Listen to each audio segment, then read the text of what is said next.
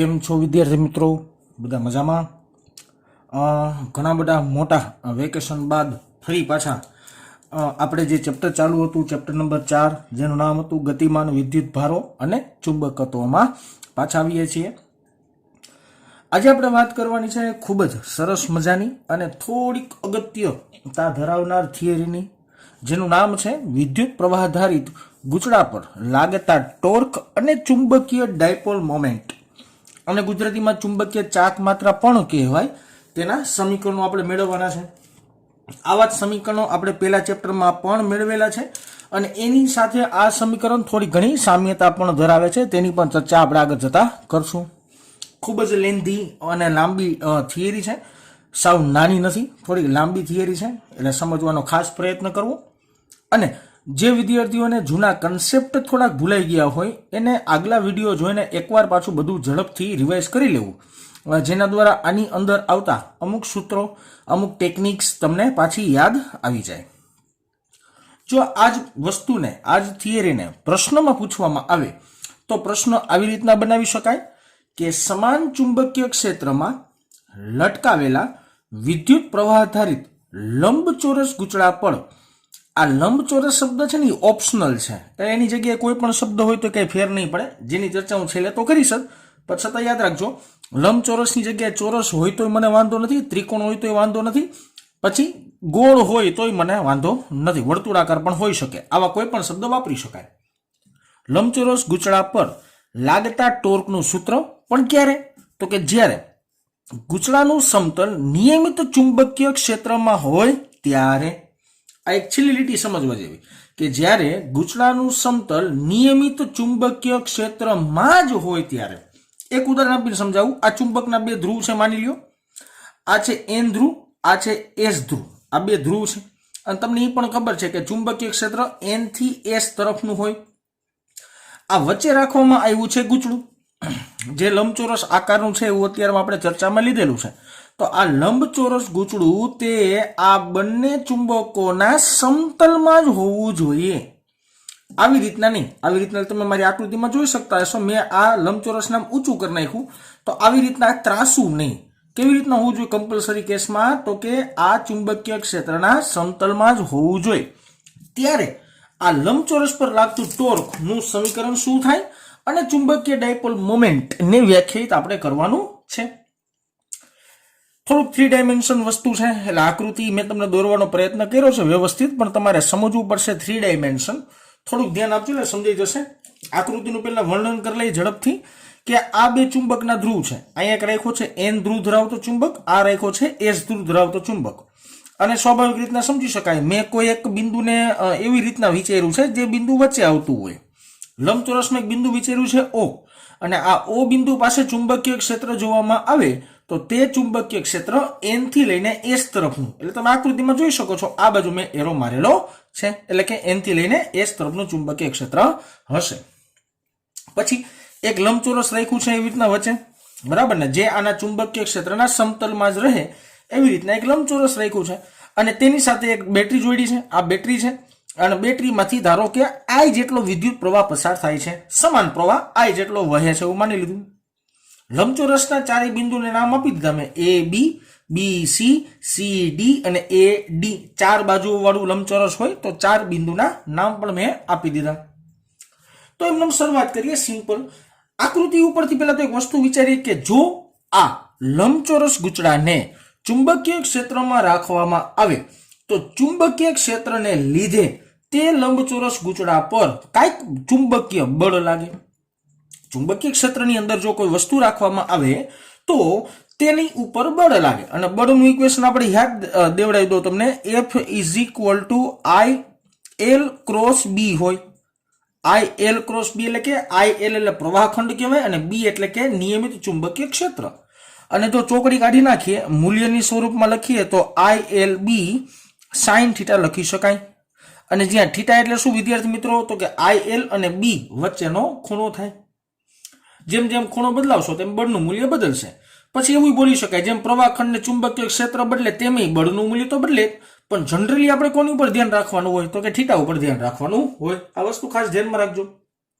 Okay, લંબચોરસની અંદર સૌથી પહેલા શરૂઆત કરીએ ને સાહેબ, તો બે બાજુથી વાત કરીએ. હું કઈ બે બાજુની વાત કરું છું? એડી અને બીસી. આ બે બાજુની સૌથી પહેલા ચર્ચા કરીએ, બરાબર ને? ભણવાની શરૂઆત અહીંથી કરીએ. એડી બાજુ પર લાગતું બળ અને બીસી બાજુ પર લાગતું બળ. હું એમ કહું છું કે ઈ બે બળ પર જે બળ લાગશે ને આ બંને બાજુ પર બળ, એનું મૂલ્ય રહેશે 0. કેવી રીતના 0 હશે? તો કે સૌથી પહેલા થિયોરિટિકલ ભાગની અંદર લખવાની શરૂઆત કરીએ, પછી સમજાવું કે કેવી રીતના 0 હશે. પહેલા આકૃતિનું વર્ણન કરી નાખી. અહીં આકૃતિમાં દર્શાવ્યા મુજબ લંબચોરસ પ્રવાહાધારિત ગૂંચળું ચુંબકીય ક્ષેત્ર માં ગૂંચળાનું સમતલ રહે તે રીતના રાખેલ છે. તે રીતે રાખેલ છે. મેં હમણાં શરૂઆતમાં ચોખવટ કરી કે ચુંબકીય ક્ષેત્રમાં જ ગૂંચળું આવે એવી રીતે મેં ગૂંચળાને ગોઠવું છે. બીજી એક વાત લખી જ દઉં છું, પછી હું સમજવાનો પ્રયત્ન કરાવડાવું તમને કે અહીં બીસી અને એડી બાજુ પર લાગતું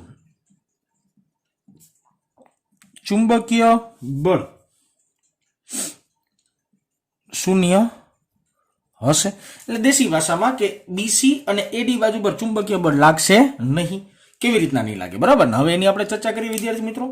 જો સૌથી પહેલા બીસી ની વાત કરીએ, બરાબર ને? ઓકે, પ્રવાહની દિશા કઈ? ધ્યાનપૂર્વક જો. બીસી એટલે પ્રવાહની દિશા આ બાજુ થઈ. આ બાજુ મીન્સ કે મારી પેનનું ઢાંકણું જે બાજુ રાખો ને પ્રવાહની દિશાને રિપ્રેઝેન્ટ કરતું હશે, બરાબર? ઓકે, ઢાંકણું આ બાજુ છે તો પ્રવાહની દિશા થઈ વિદ્યાર્થી મિત્રો આ બાજુ.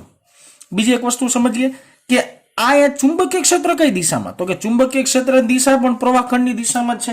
એટલે કે તમે જોઈ શકો છો આકૃતિમાં કે ચુંબકીય ક્ષેત્ર પણ ઈ જ દિશામાં છે. જે દિશામાં પ્રવાહખંડ છે એ જ દિશામાં ચુંબકીય ક્ષેત્ર પણ છે. તો તે બંને વચ્ચે બનતો ખૂણો કેટલાનો થાય? 0 ડિગ્રીનો થાય. જો આ બંને વચ્ચેનો ખૂણો 0 હોય તો sin 0 ની વેલ્યુ મૂકશો એટલે આખો જવાબ 0 આવી જાય. તો ચુંબકીય બળ ફાઇનલી કેવું થઈ ગયું વિદ્યાર્થી મિત્રો? 0 થઈ ગયું. હવે સમજી શકાય કે બીસી બાજુ પર લાગતું ચુંબકીય બળ 0 કેવી રીતના થાય? તો કે IL અને B વચ્ચેનો ખૂણો 0 ડિગ્રી થાય, એટલા માટે આખું બળ 0 થાય. રેડી? બીજી વાત વિચારીએ, એડી માટે વાત કરીએ. એડી માટે પ્રવાહખંડ કઈ દિશામાં છે? તો કે આ દિશામાં. ઢાંકણાની દિશામાં પ્રવાહખંડની દિશા લઈ લેવાની, બરાબર? અને ચુંબકીય ક્ષેત્રની કઈ દિશા છે? આ દિશા. તમે જોવો છો ઢાંકણાની દિશામાં ચુંબકીય ક્ષેત્રની દિશા હોય. આ બંને એકબીજાથી પ્રતિ સમાંતર છે. પ્રતિ સમાંતર મીન્સ કે આ બંને વચ્ચેનો જે ખૂણો બને એ ખૂણો બનતો હશે અત્યારમાં 180 ડિગ્રી. અને તમને એ પણ ખ્યાલ છે કે sin 180 ની કિંમત પણ 0 થાય. તો અહીંયા sin 180 મૂકશો તો આખો જવાબ 0 આવે. તો પરિણામે બળનું મૂલ્ય શું થઈ ગયું વિદ્યાર્થી મિત્રો? 0 થઈ ગયું. તો હવે તમે સમજી શકશો કે એડી પર લાગતું બળ કેવું હોય છે વિદ્યાર્થી મિત્રો? 0 હોય છે. આ બે ચર્ચા થઈ ગઈ. હવે આપણે કોની વાત કરવાની છે ભાઈ? તો કે હવે આપણે વાત કરવાની છે વધઘટ વાળી બાજુની. કઈ બાજુ વધી ને એની આપણે હવે ચર્ચા કરવાની છે. ઓકે, બાજુ વધી છે AB અને CD. AB અને CD આ બે બાજુ વધે છે. હાલો, પ્રવાહની દિશા પણ ખાસ જોજો વિદ્યાર્થી મિત્રો. પ્રવાહની દિશા ઉપરથી જ આપણે પ્રવાહખંડ મળશે. હું સૌથી પહેલા શરૂઆત કરું છું AB બાજુ પર, બરાબર ને? ઓકે, એટલે લખી નાખીએ કે ગૂંચળાની AB બાજુ પર લાગતું ચુંબકીય બળ. AB બાજુ પર કેટલું ચુંબકીય બળ લાગશે એના માટેની આપણે ચર્ચા કરવાની છે. એ બળને હું ધારો કે વિદ્યાર્થી મિત્રો નામ આપું છું F1. કંઈક અલગ દર્શાવવા માટે હું F1 લખું છું. F1 ઇઝ ઇક્વલ ટુ સમીકરણ શું છે? IL cross B. આ L એટલે લંબાઈ. પણ મેં તમને આકૃતિમાં દર્શાવેલું છે બેટા કે આ સાઈડનું માપ છે A જેટલું અને આ સાઈડનું માપ છે B જેટલું, બરાબર ને? આની લંબાઈ B અને આની લંબાઈ A. આને લંબાઈ કહેતો તને પહોળાઈ કહી શકાય, એમાં કઈ ખોટું નથી. તો આ સમીકરણ આપણે આવી રીતના લખશું F1 સદિશ બરાબર IB ક્રોસ B. કારણ કે પ્રવાહખંડ છે એની પહોળાઈ આપણે B જેટલી ધારેલી છે. આને લંબાઈ કહેતા હોય તો આને આપણે પહોળાઈ કહેશું અને પહોળાઈ મેં B જેટલી ધારેલી છે. તમે એને ગમે લઈ શકાય, એના માટે કઈ નિયમ નથી. ઓકે ઓકે, હવે ચોકડી કાઢ નાખીએ. એટલે F1 is equal two IBB. Confusion ન થતા, સ્મોલ બી ઈ પહોળાઈ દર્શાવે છે અને કેપિટલ બી ચુંબકીય ક્ષેત્ર દર્શાવે છે, સાઇન થીટા. હવે આપણે આકૃતિમાં એવું જોવાનું કે IB અને B વચ્ચેનો ખૂણો કેટલો છે. તો સિમ્પલ, બહુ સિમ્પલ છે, જો જોઈ શકાય. AB આવી રીતના છે, પ્રવાહની દિશા જો ઉપર તરફ છે તો એનો પ્રવાહખંડ આ દિશામાં આવે. હજી એકવાર કહું છું, ઢાંકણાની દિશામાં હોય ને એ પ્રવાહખંડની દિશા દર્શાવે. અને ચુંબકીય ક્ષેત્ર આવી રીતના છે ભાઈ, આવી રીતના મીન્સ કે તો કે બી આવી રીતના છે, તો બંને વચ્ચેનો ખૂણો કેટલા થઈ ગયો? 90 ડિગ્રી. તો તમને ખબર પડી ગઈ કે સાઇન 90 ની કિંમત 1 થાય. સાઇન 90 ની કિંમત 1 થાય. તો હવે હું ડાયરેક્ટ પિક્ચરમાં કાઢી નાખું છું. F1 is equal two IB into B, કારણ કે સાઇન થીટા 90 બરાબર 1 જવાબ આવી જશે. આને આપણે સમીકરણ નંબર 1 કહી દઈએ. હવે જે F1 બળ લાગે છે એ કઈ દિશામાં લાગે છે? મારો પ્રશ્ન એવો છે કે F1 બળ આ તાર ઉપર F1 બળ કઈ દિશામાં લાગે છે? અંદર લાગે છે, બહાર લાગે છે, ઉપર લાગે છે, નીચે લાગે છે, કેવી રીતના લાગે છે? Okay sir, simple. જોજો પ્રવાહખંડ એટલે તો કે આ રહ્યો, ઢાંકણાની દિશામાં પ્રવાહખંડ આવે ભાઈ.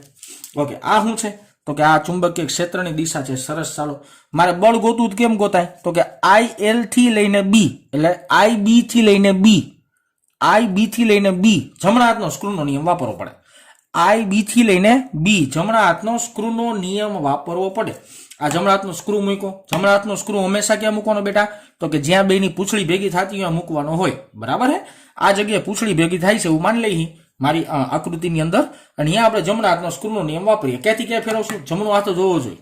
મારાથી ઘણીવાર ભૂલમાં ડાબો હાથ આવી જાય છે, તો તમારે સમજી લેવાનું જમણો જ હાથ હોવો જોઈએ. હું ઉતાવળમાં કોઈ દિવસ ડાબો હાથ લઈ લઉં તો તમારે સમજી જવાનું. ઓકે, IB થી B, આજે જમણો હાથ જ છો. ઓકે, IB થી B, તમે IB થી B સ્ક્રૂ ફેરવો ને સ્ક્રૂ અંદર જાય. સ્ક્રૂ ક્યાં જાય? અંદર જાય. તો હું એમ કહું, આ સળિયા પર લાગતું ચુંબકીય બળ નીચેની દિશામાં આવી રીતના હોય. હું 3 ડાયમેન્શન આકૃતિ ન દોરી શકું, બાકી પેજને લંબ અંદર તરફની દિશામાં હોય. આ બિંદુએ પેજને લંબ અંદર તરફની દિશામાં હોય. ત્યાં લખી નાખું છું કે આની દિશા નીચેની તરફની હશે, અંદર તરફ હોય ને, હું એને લખું છું નીચેની તરફ હશે. ઓકે સરસ, ચાલો આ સિમ્પલ એક ચોખવટ થઈ AB બાજુ માટે. હવે આપણે એવી નવી ચર્ચા કોના માટે કરીએ વિદ્યાર્થી મિત્રો? CD બાજુ માટે. હેડિંગ એમનો જ રાખીએ, આના જેવું હેડિંગ રાખીએ, બદલાવતા નથી. કે ઘૂંટણાની CD બાજુ પર લાગતું ચુંબકીય બળ. CD બાજુ પર લાગતું ચુંબકીય બળ એને આપણે ધારો કે F2 કહીએ બેટા. F2 ઇઝ ઇક્વલ ટુ, હવે જો આની લંબાઈ છે ને એ B જેટલી છે, તો હું ડાયરેક્ટ અહીંયા લખી નાખું છું બેટા કે IB ક્રોસ B. હવે ક્રોસ કાઢી નાખશો એટલે સાઇન થીટા આવી જશે. F2 બરાબર IBB સાઇન થીટા. ઓકે, આવી જાઓ. આ થયું પ્રવાહખંડ.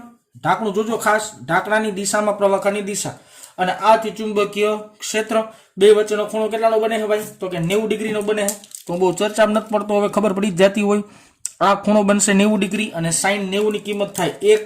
તો આપણે લખી નાખીએ સિમ્પલ કે F2 નું મૂલ્ય F1 જેટલું જ આવશે, એટલે કે IBB જેટલું જ આવશે. આને આપણે કહીએ સમીકરણ નંબર 2. આપણે ચર્ચા કરવાની છે દિશાની.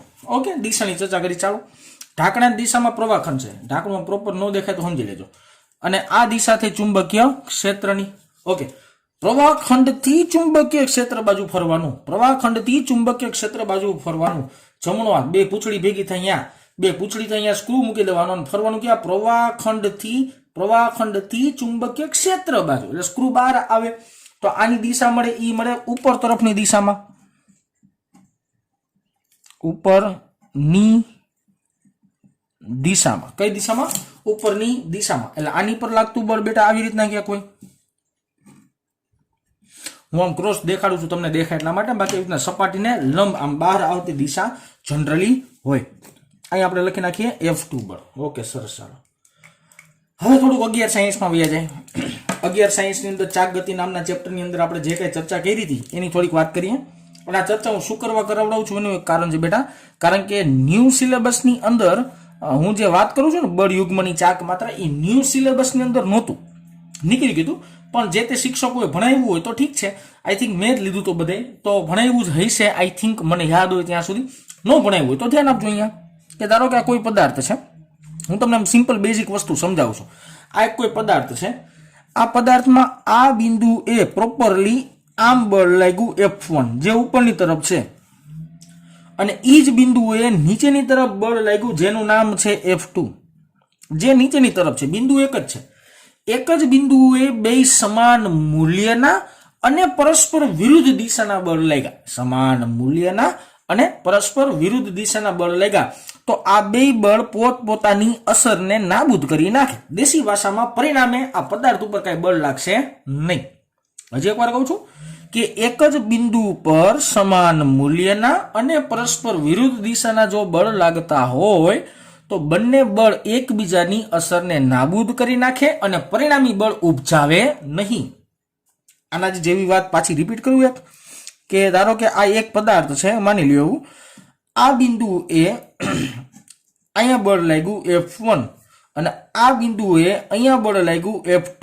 સમજી શકજો મારી આખી વાત કે આ બંને બળ સમાન મૂલ્યના પણ છે, વિરુદ્ધ દિશાના પણ છે, પણ એક જ બિંદુ પર નથી. બેના જો ઉદ્ગમ સ્થાન છે ને અલગ અલગ બિંદુ છે. અલગ અલગ બિંદુ મીન્સ કે આ F1 બળ અહીંયા પેદા થાય છે, F2 બળ અહીંયા પેદા થાય છે. સારા શબ્દોમાં એવું બોલે કે આ બંને બળ એક રેખસ્થ નથી. એક રેખસ્થ જો બળ ન હોય ને તો હવે ઈ બળ યુગ્મ પેદા કરે અને બળ યુગ્મને કારણે આ પદાર્થ છે ને ઈ ગોળ ગોળ ગોળ ગોળ ગતિ કરે. આ મારી પાસે પેન છે, હું તમને સિમ્પલ એક ઉદાહરણ આપી દઉં. આ પેન છે, પેન બરાબર. આ પેનને જો પેલા આ છેડેથી અને આ છેડે બે છેડે પકડીએ, આ છેડેથી નીચેની દિશામાં બળ લગાડું, આ છેડેથી ઉપરની દિશામાં બળ લગાડું. બે બળ સમાન મૂલ્યના જ રાખવાના અને વિરુદ્ધ દિશાના જ રાખવાના. તો આ પેન ઊભી ન રહે, આ પેન શું કરશે? વર્તુળાકાર માર્ગમાં ગતિ કરશે. વર્તુળાકાર માર્ગમાં ગતિ એટલે કે ચાક ગતિ કરે અને જેને કારણે ટોર્ક પેદા થાય. શું પેદા થાય? ટોર્ક પેદા થાય. એને બળયુગ્મની રચના કહેવાય. સારી ભાષામાં એને શું કહેવાય? બળયુગ્મની રચના. તો મારી આકૃતિમાં પણ એવું જ કંઈક છે. જો કેવી રીતના, તો કે આ જે લંબચોરસ ભાગ છે એના સામસામેના ભાગની અંદર તો ભાઈ સમાન મૂલ્યનું બળ લાગતું જ નથી. લાગતું બળ જ 0 હોય તો એને પિક્ચરમાંથી કાઢી જ નાખવાની વાત એવી. પણ હું એમ કહું આ AB બાજુ અને હું એમ કહું CD બાજુ, આ બંને બાજુ પર લાગતા બળના મૂલ્ય સમાન. આ જોઈ શકાય છે. જો લાગતા બળના મૂલ્ય સમાન, પણ જો દિશાની ચર્ચા કરવામાં આવે તો બંનેની દિશા વિરુદ્ધ છે. બંનેની દિશા વિરુદ્ધ હોય તો હવે આ લંબચોરસ ગૂંચડું આવી રીતના વર્તુળાકાર માર્ગમાં ગતિ કરશે. કોની વચ્ચે? ચુંબકીય ક્ષેત્રમાં પરિભ્રમણ કરશે ગોળ ગોળ. આમ સિમ્પલ યાદ દેવડાવું તો 10મા ધોરણમાં એસી જનરેટર ભણ્યા હતા ને, એસી જનરેટર, એની અંદર આવો કઈ કન્સેપ્ટ હોય. જો આના કરતા અલગ હોય થોડો, પણ જોવા જઈએ તો આના જેવો જ કઈ કન્સેપ્ટ હોય. અહીંયા મેં સિમ્પલ આકૃતિમાં અહીંયા દોરી છે બેટા. આનો જે સિમ્પલ ભાગ છે ને મેં અહીંયા દર્શાવેલો છે બરાબર. જો આ ઉગમ બિંદુ O લઈ લીધું છે. ઉગમ બિંદુ તો ન કહેવાય પણ આ બિંદુને આપણે શું કહેવાય? સંદર્ભ બિંદુ તરીકે લઈએ છીએ. આ O છે. અહીંથી આ છેડા સુધીનું અંતર A/2 થાય. આકૃતિમાં જોઈ શકાય છે. આખું માપ A હોય તો અહીંથી લઈને આટલું માપ A/2 હોય અને આ બિંદુએ લાગતું બળ ઉપરની તરફ F2 ઉપરની તરફ છે. અહીંથી લઈને અહીંયા સુધીનું અંતર A/2 જ થાય અને એની નીચેની દિશામાં લાગતું બળ F1 છે. બરાબર ને? ઓકે, સરસ. ચાલો હવે મારી પાસે ટોર્કનું સમીકરણ પણ છે. અહીંયા જો આ બધું તમને માત્ર જાણકારી માટે ચોખંડા કરી દઉં છું. આ તમારી માત્ર જાણકારી માટે છે, તમને યાદ રહે એટલા માટે. ટોર્કનું સમીકરણ છે મારી પાસે tau is equal two R cross F. સદિશ કરવું પડે R ક્રોસ F. તો આવી રીતના લખી શકાય tau is equal two RF sin theta. અને ટાવ એ બોલે ને ટી બોલે, કઈ ખોટું નથી. બરાબર ને? RF sin થીટા એટલે કે લંબંતર બળ વચ્ચેનો ખૂણો થીટા. લંબંતર એટલે R અને લાગતું બળ F અને એની વચ્ચેનો ખૂણો થીટા જેટલો થતો હશે. ઓકે, તો હવે આપણે એવું કંઈક લખીએ. આ સમીકરણનો ઉપયોગ કરશું. આમ લખીએ કે હવે O બિંદુની સાપેક્ષે ગૂંચળા પર લાગતું ટોર્ક. O બિંદુની સાપેક્ષે ગૂંચળા પર લાગતું ટોર્કનું સૂત્ર શું છે? Tau is equal two RF sin theta. Okay, પેલા આ બાજુ વાત કરીએ. આ બાજુ વાત કરીએ તો આ બાજુ લાગતું બળ કેટલું છે? F1. અને અહીંથી આટલું લંબ અંતર કેટલું છે વિદ્યાર્થી મિત્રો? A/2. વચ્ચે સરવાળાની નિશાની. અહીંથી આટલું લંબ અંતર A/2 ને લાગતું બળ F2 એટલે F2 A/2. ઓકે F1 ને F2 ની બેની કિંમત મૂકી દઈ. બેની કિંમત જો કે બે કોમન કાઢીએ કે બેનું મૂલ્ય સમાન છે એટલા માટે, પણ આપણે એક સ્ટેપ વધારીએ. F1 એટલે છે IBB ઇન્ટુ A/2 વત્તા F2 એટલે IBB into A/2. Okay A/2 વત્તા A/2 એટલે A થઈ જવાનું. તો હવે સમીકરણ લખી શકાય tau is equal two IBB into A, અને આ પ્રોપરલી લખવું હોય તો આને વ્યવસ્થિત આમ લખી શકાય tau is equal two IAB into B. હવે મેં આવી રીતના શું કરવા લખ્યું તો એ સમજી શકાય તમારાથી કે AB છે ને AB, જો A એટલે લંબાઈ, B એટલે પહોળાઈ, તો AB એટલે શું થાય લંબાઈ ગુણ્યા પહોળાઈ. તો એને શું કહેવાય ગૂંચળાનું ક્ષેત્રફળ. આને કહેવાય ગૂંચળાનું, જેને આપણે કામ કરો કેપિટલ A વડે દર્શાવી દઈએ. તો ટોર્કનું મને ફાઇનલ ઇક્વેશન મળ્યું tau is equal two IAB. આ મળ્યું બધા ટોર્કનું ફાઇનલ ઇક્વેશન. હજી આની અંદર ઘણા બધા મનમાં પ્રશ્નો હોય. આ એક થિયરિકલ પોર્શન 2 માર્કની અંદર પૂછાઈ શકે એવો પૂરો કર્યો મેં, પણ એક લીટી હું પાછી હજી એકવાર વાંચું છું. આ લીટીમાં જાદુ હે. શું લીટી હતી કે જ્યારે ગૂંચળાનું સમતલ નિયમિત ચુંબકીય ક્ષેત્રમાં હોય ત્યારે, ગૂંચળાનું સમતલ નિયમિત ચુંબકીય ક્ષેત્રમાં હોય એટલે કે બધું એકબીજાને સમાંતર હોય. હવે એમ કહો દોઢો થઈને ગૂંચળું જેમ ક્રોસમાં હોય તો મારો હાથ જોતો તમે સમજા હે. અત્યારે ગૂંચળું આમ છે, હવે ગૂંચળું જો આમ ક્રોસમાં કરી નાખું તો શું થાય? તો સમીકરણ તો લગભગ આવું જ કંઈક મળે, પણ આમાં થોડોક ઘણો ફેરફાર થાય. એ આપણે હવે પછીની થિયરીમાં જોવાનું છે. સમીકરણમાં ફાઇનલ આન્સર આવો જ આવવો જોઈએ, બરાબર ને? પણ એ આપણે હવે પછીની થિયરીમાં જોઈએ. અને ચુંબકીય ડાયપોલ એટલે શું એની પણ ચર્ચા હવેની થિયરીમાં જ કરીએ. ચાલો હમણાં જે આપણે વાત થઈ એ જ વાતને આગળ વધારીએ. બધું એમનેમ છે, ખાલી આકૃતિમાં થોડોક ચેન્જીસ છે અને વાક્ય રચનામાં ચેન્જીસ છે. સમીકરણ કેવું મળે છે એ સાબિતી સાથે ચર્ચા કરશું. અને હજી એક ચુંબકીય ડાયપોલ અથવા તો ચુંબકીય ચાક માત્રા નો શબ્દ સમજવાનો આપણે બાકી છે. રેડી? ઓકે, તો પ્રશ્ન વાંચીએ. સૌથી પહેલા તો પ્રશ્ન શું છે? થોડાક અક્ષર હમણાં ખરાબ થશે, ઘણા દિવસ પછી પેન ઈડાવું એટલા માટે એવું રહેશે. ઓકે, શું વાત છે? સમાન ચુંબકીય ક્ષેત્રમાં લટકાવેલા વિદ્યુત પ્રવાહ આધારિત લંબચોરસ ગૂંચળા પર લાગતા ટોર્કનું સૂત્ર મેળવવાનું. એ તો ઓલો ઓકે, ટોર્કનું સૂત્ર હમણાં જોયું હોવું જ કે ગઈ છે. પણ ક્યારે? તો કે જ્યારે ગૂંચળાનું સમતલ ચુંબકીય ક્ષેત્ર સાથે, ગૂંચળાનું સમતલ ચુંબકીય ક્ષેત્ર સાથે અમુક કોણે હોય ત્યારે. હવે જો પેલા હું તમને એક સિમ્પલ વસ્તુ સમજાવું કે લાસ્ટ થિયરીમાં, હમણાં જે ભણ્યા થિયરીમાં, એમાં ગૂંચળું આમ હતું, બરાબર ને? ગૂંચળું આમ હોય તો ક્ષેત્ર પર સદિશ કેવી રીતના આવે બેટા? સમતલને લંબ આવે. ક્ષેત્ર પર સદિશ સમતલને લંબ આવે. હવે આની જગ્યાએ હું ગૂંચળાને થોડુંક આમ ક્રોસમાં કરી નાખું તો તેનો ક્ષેત્ર પર સદિશ હવે આવી રીતના આવે. ક્ષેત્ર પર સદિશ આવી રીતના મીન્સ કે જો નિરાતે સમજાવો આખી વાત, ઇમેજિનેશનમાં જાજો તો જ સમજાય, બાકી આમાં ટપોય નહીં પડે, બરાબર? આ જે ઢાંકણું છે ને એ ચુંબકીય ક્ષેત્ર દર્શાવે. એ આપણે ચુંબકીય ક્ષેત્ર આકૃતિમાં હું નામ નિર્દેશન હજી નથી આપ્યું, આપી દો. આ છે N ધ્રુવ અને આ છે S ધ્રુવ, એટલે તમે સમજી શકશો N થી S બાજુનું ચુંબકીય ક્ષેત્ર હોય. રેડી? હવે આ છે ગૂંચળું, બરાબર ને? આ ગૂંચળું પેલા આમ હતું, અત્યારે સ્ટાર્ટિંગમાં આમ હતું. તો આ શું થાય વિદ્યાર્થી મિત્રો? આ તેનો ક્ષેત્ર પર સદિશ. તો ક્ષેત્ર પર સદિશ અને ચુંબકીય ક્ષેત્ર વચ્ચેનો ખૂણો કેટલામ દેખાય તમને? 90 દેખાય કાયદેસર? હા કે ના? હવે જો, હવે હું ગૂંચળાને કરી નાખું આવી રીતના ક્રોસમાં. પેલા આમ હતું, હવે હું ગૂંચળાને કરું ક્રોસમાં. જો ગૂંચળાને ક્રોસમાં કરી લો બેટા, તો હવે A અને B એટલે કે ક્ષેત્ર પર સદિશ અને ચુંબકીય ક્ષેત્ર વચ્ચે 90 નો ખૂણો ન થાય, ખૂણો બદલી જાય. ખૂણો હવે આવશે θ નો. તો એવી જ આકૃતિ મેં અહીંયા દોરવામાં આવેલી છે. કેવી રીતના દોરી છે હજી એકવાર બોલું છું. આ N અને S એટલે ચુંબકીય ક્ષેત્રની દિશા O બિંદુએ જો તો એ આ બાજુ જ આવે, પણ ક્ષેત્ર પર સદિશ આ બાજુ આવતો હશે. અને ક્ષેત્ર પર સદિશ અને B વચ્ચેનો ખૂણો મેં કેટલો લીધો છે? θ લીધેલો છે. ફરી એક વાત કે 4 બાજુ આવે, AB, BC, CD અને DA અથવા AD બોલી શકાય. બેટરી જોડી છે, પ્રવાહ વસ્તુ આખા તારમાંથી પ્રવાહ વહેતો હશે. પ્રવાહની દિશા પણ એરાની સ્વરૂપે આપણે દર્શાવી દઈએ, જે પ્રવાહની દિશા હશે. થોડુંક ઝડપથી થશે, આગલી થિયરીમાં ધ્યાન આપ્યું હશે તો ઝડપ રાખશે. BC અને AD પર લાગતા બળ શૂન્ય હશે? ના, નહીં હોય, શૂન્ય નહીં હોય, કાંઈક અલગ હશે. પેલા લખી દઉં છું, પછી સમજાવી દઉં તમને. ચાલો અહીંયા લખીએ કે અહીં BC અને એડી બાજુઓ પર લાગતા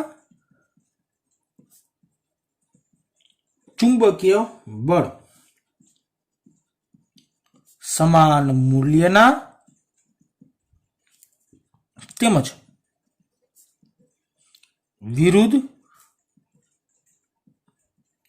દિશાના તથા એક શબ્દ ઉમેરો જ પડ્યો એક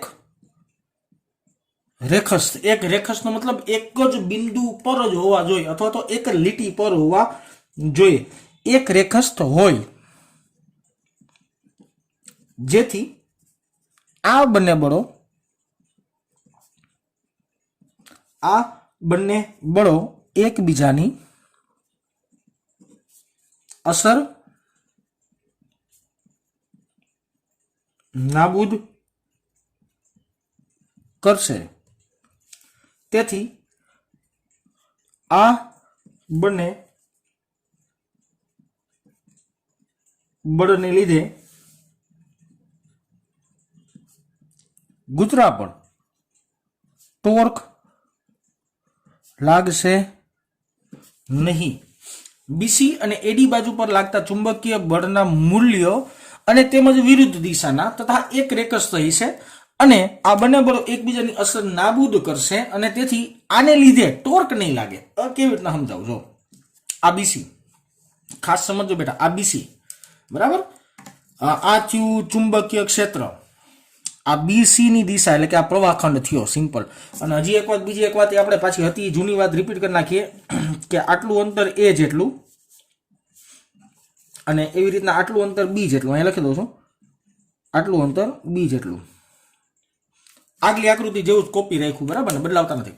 ઓકે આ મળ્યું તમને ભાઈ બીસી નો પ્રવાહખંડ અને આ મળ્યું તમને ચુંબકીય ક્ષેત્ર.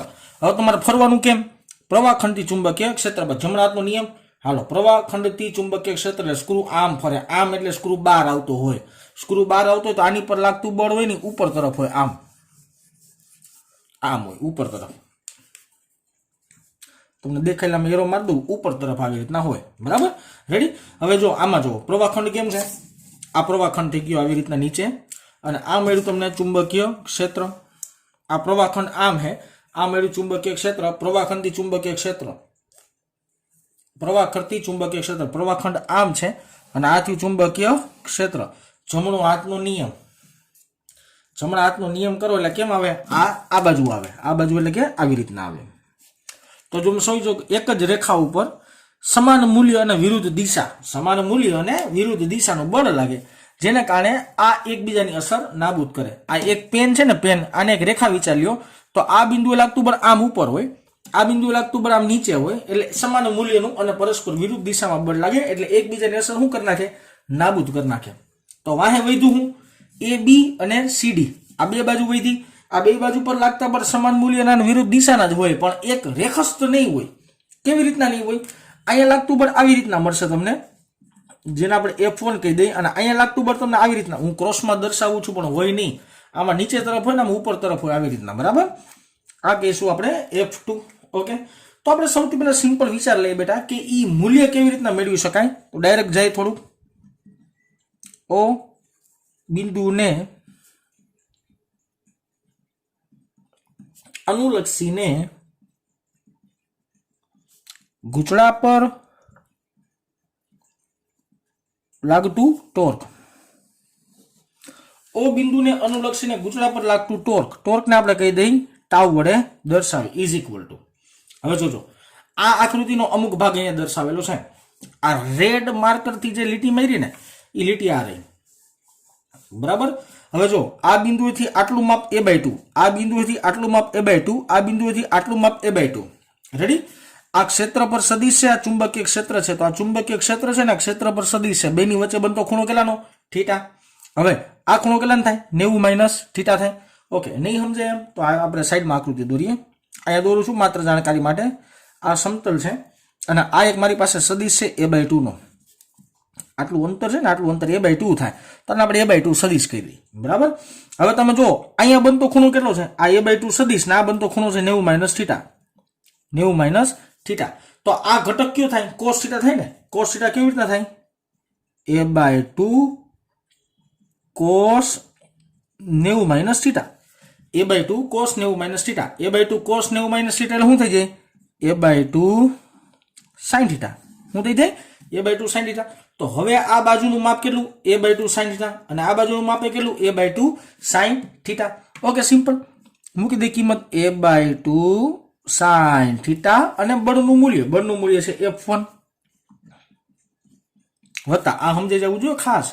આને આટલા માપને આપણે a/2 લખી દઉં. આ a/2 છે, આ સદિશ છે અને અહીંયા ખૂણો વિચાર્યો છે 90 માઇનસ θ. વિચાર્યું નથી, થાય જ.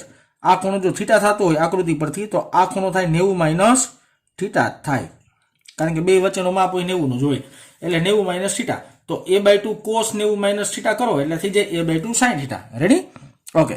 બીજું a/2 sin θ અને F2. હવે F1 ને F2 બેના મૂલ્ય તો સમાન જ હોય. સમાન મૂલ્ય કેવી રીતના હોય? આગલી થિયરીમાં સમજાયું એ પ્રમાણે બેના મૂલ્ય તો સમાન જ હોય. આનું મૂલ્ય આવી જાય IBB અને આનું મૂલ્ય થાય IBB. સમાન મૂલ્ય કેવી રીતના હતું? એ બાજુની થિયરીનું કોપી વર્ઝન રહેશે, એમાં કાંઈ ચેન્જીસ થશે નહીં, એટલે હું પાછું રિપીટ સમજાવતો નથી. તો ટાઉ ઇઝ ઇક્વલ ટુ અહીંયા લખી નાખું છું IBB. બેમાંથી કોમન કાઢ્યું વિચારી શકાય. a/2 sin θ વત્તા a/2 sin θ એટલે કે a sin θ. આને આપણે વ્યવસ્થિત લખીએ. Tau is equal two IAB. આ b અને a ને ભેગા કરી નાખ્યા અને પાછળ વધ્યું b sin θ. હમણાં આગળ જે ચર્ચા કરી ઈ કે આ a અને b આ બેનો ગુણાકાર કરવામાં આવે તો આને કહેવામાં આવે છે ગૂંચળાનું ક્ષેત્રફળ.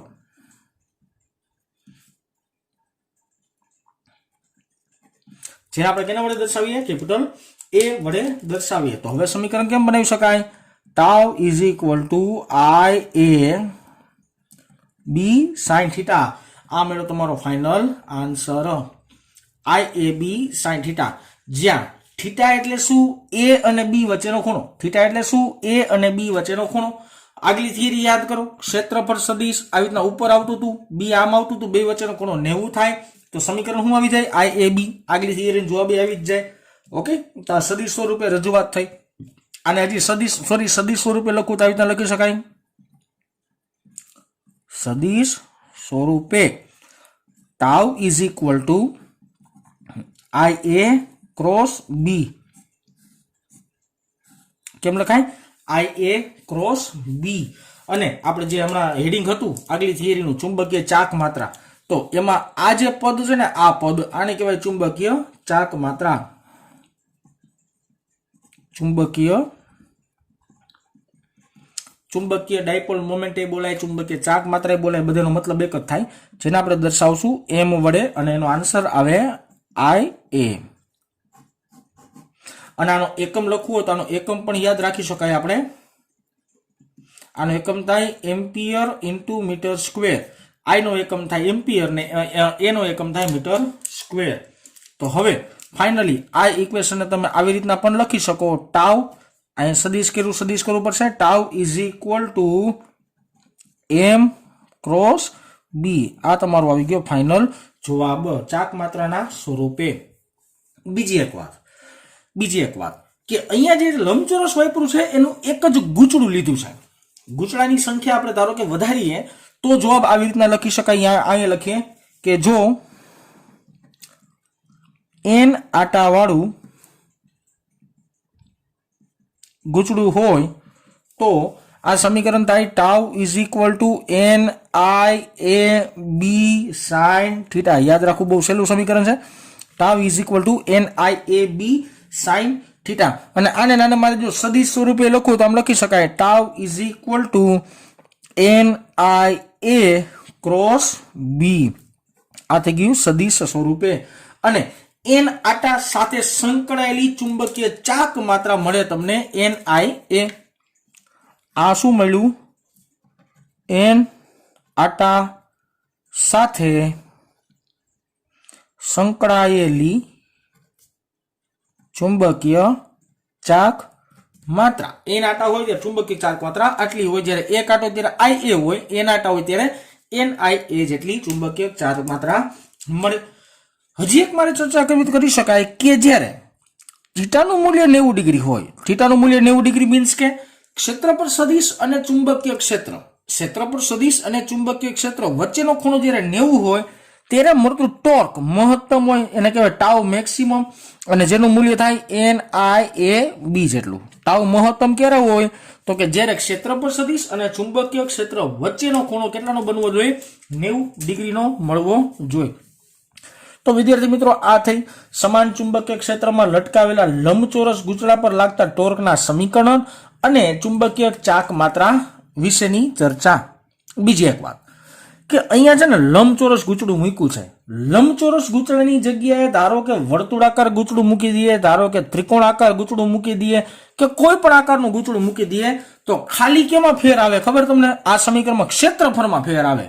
અહીં લખી દઉં છું, નોંધ સ્વરૂપે લખી દઉં છું, તમારી જાણકારીમાં રહે એટલા માટે કે જ્યારે